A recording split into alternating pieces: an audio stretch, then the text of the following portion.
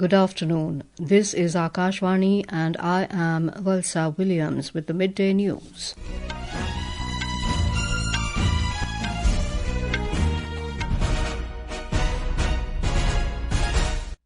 The headlines. Discussion underway on election reforms in Lok-Sabha. Rajya Sabha takes up special discussion marking 150th anniversary of national song Vande Mataram. Home Minister Amit Shah says discussion on Vande Mataram in Parliament will help future generations understand its true importance and glory. President Droupadi Murmu confers National Handicrafts Awards for 2023-24 in New Delhi, says handicraft is not just a cultural identity but also an important component of people's livelihoods. Government launches intensive review of airport operations following IndiGo crisis, reduces airlines' flight schedule by 5%. And BCCI releases list of players for IPL 2026 auction. 240 Indian players to go under hammer.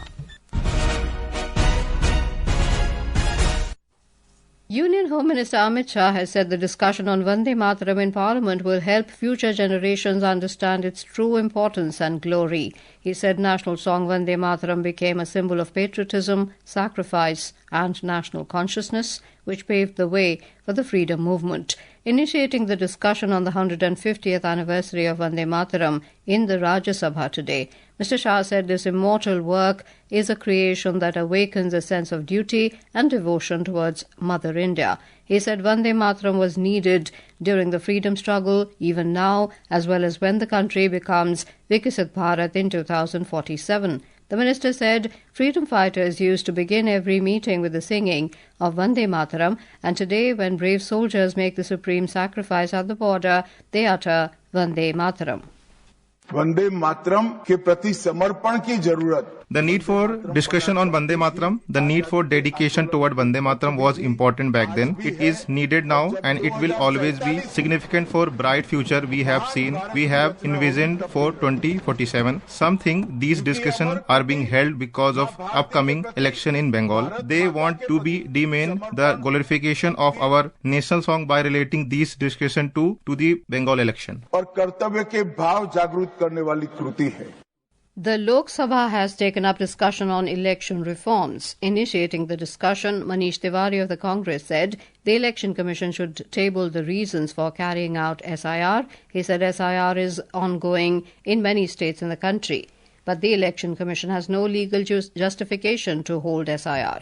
Mr. Tiwari claimed the Constitution does not provide for special intensive revision or SIR of electoral rolls. He said it was a provision given to the Election Commission. Mr. Tiwari also suggested that either VVPAT should be counted in full or the country should revert to paper ballots. He suggested that Leader of Opposition Rajya Sabha and Chief Justice of India should be added to the committee to choose the Election Commission. Sanjay Jaiswal of BJP said the opposition is raising the issue of SIR to distract people from their heavy losses in the recently concluded Bihar elections. He said the first instance of vote chori happened in 1947 when the whole of Congress Working Committee was with Sardar Patel, yet he was not made the Prime Minister. The government today informed that total food grain production in the country is estimated at over 357 million tonnes, which is 7.65% higher as compared to last year. Replying to supplementaries during the question hour in the Lok-Sabha, Union Agriculture and Farmers Welfare Minister Shivraj Singh Chauhan said this has been made possible due to the hard work of farmers and the policies of the centre. He said the country recorded the highest ever crop production in 2024-25. Mr. Chauhan informed that the food grain production has increased by around 41.94% in comparison to 2014-15. मैं देश के किसानों को प्रणाम करना चाहता हूं. I want to salute the farmers of our country. In 2024-25, India has achieved record crop production. The total food grain production is estimated at more than 357 million tons, which is 7.65% higher than last year. Compared to 2014-15, food grade production has increased by 41.94%. This achievement is a tribute to our farmers and also reflects the impact of government policies. और ये सरकार की नीतियों के कारण भी हुआ है. The Ministry of Civil Aviation has instructed its senior officials to visit airports to verify airline operations and passenger-oriented services. The ministry said in a social media post that during the visit, if any shortcomings are identified, including feedback received from passengers, are to be addressed and rectified immediately. This instruction was given during a high-level review meeting chaired by Civil Aviation Minister K. Ram Mohan Naidu in New Delhi for a comprehensive assessment of the ongoing situation. Meanwhile, the Directorate General of Civil Aviation, DGCA, has directed IndiGo to reduce its flight schedule by 5% across sectors in light of the recent widespread flight disruptions and cancellations. These cancellations are applied especially on high-demand, high-frequency flights and to avoid single-flight operations on a sector by IndiGo. The aviation body has also asked the airline to submit a revised schedule tomorrow by 5 p.m. Union Aviation Minister Ram Mohan Naidu today said the disruption caused by IndiGo's recent operational failures is now rapidly stabilizing and reiterated that the government is fully determined to build a robust airline system. Addressing the Lok-Sabha on the ongoing IndiGo crisis, the minister stated that IndiGo is being held fully accountable. The minister further added that the DGCA has issued notices to the airline and based on its report, strict and appropriate action will be taken. Mr. Naidu added that the government will remain fully vigilant until normalcy is restored. He informed the House that over 750 crore rupees has already been refunded and rebookings have been completed without extra charges. DGCA has issued show-cause notices to IndiGo's senior leadership and commenced a detailed enforcement investigation. Depending on the outcome, strict and appropriate action, as empowered under the Aircraft Rules and Act, will be taken. No airline, however large, will be permitted to cause such hardship to passengers through planning failures, non-compliance or non-adherence to statutory provisions. The government has issued 12,814 show-cause notices to fertilizer dealers in the last 7 months as part of a nationwide crackdown on black marketing, hoarding and quality violations.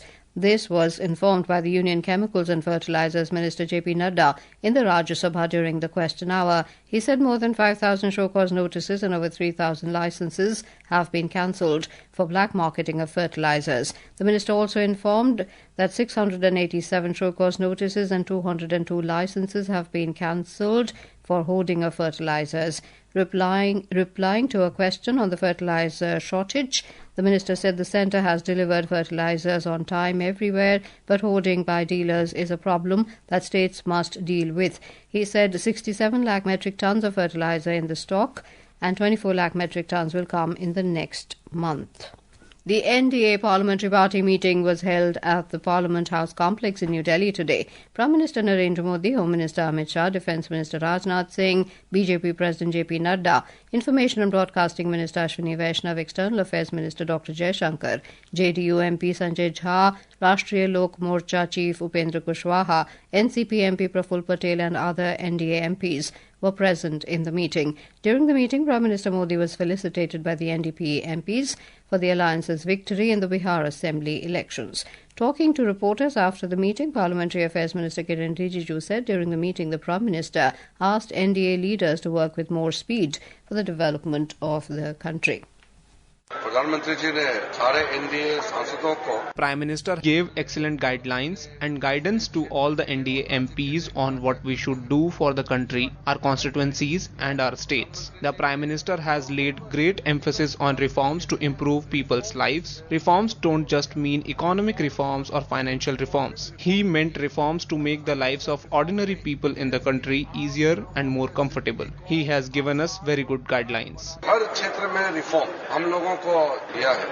The government has said over 2 crore claims amounting to more than 28,000 crore rupees have been settled in the last financial year under the Ayushman Bharat Pradhan Mantri Jan Arogya Yojana. Minister of State for Health and Family Welfare Pratap Rao Jadhav said this in a written reply to a question in the Rajya Sabha today. He said the scheme provides health cover of 5 lakh rupees per family per year for secondary and tertiary care hospitalization to 12 crore families.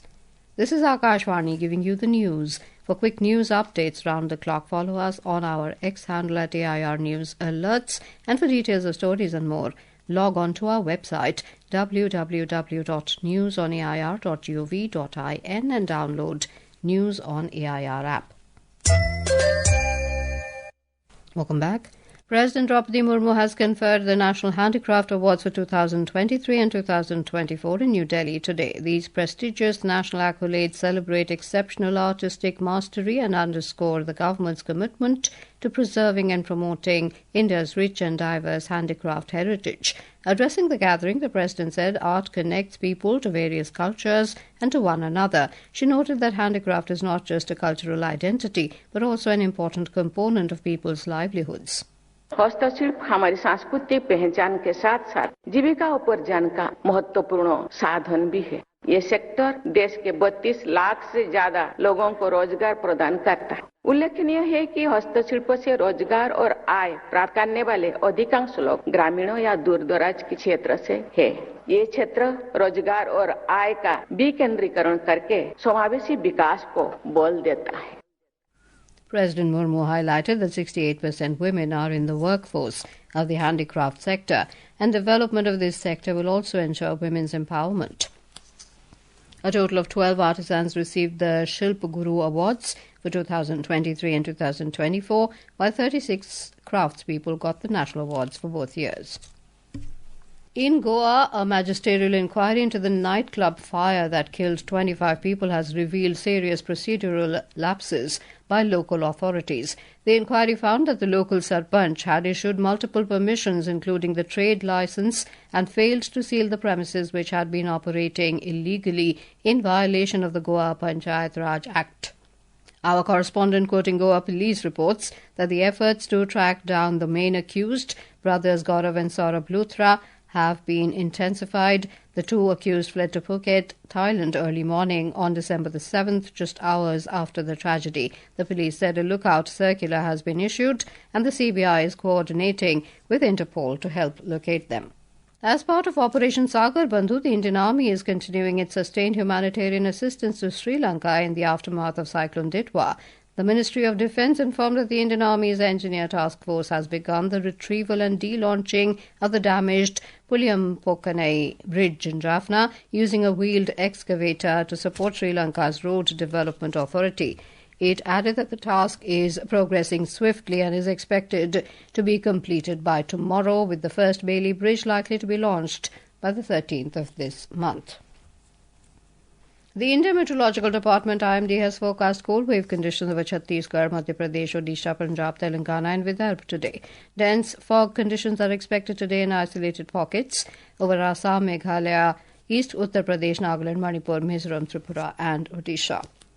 The Indian Premier League IPL has finalized the player auction list for the 2026 season. The list features 350 players who will be up for bidding at the upcoming auction in Abu Dhabi on December the 16th, as per a release by the IPL.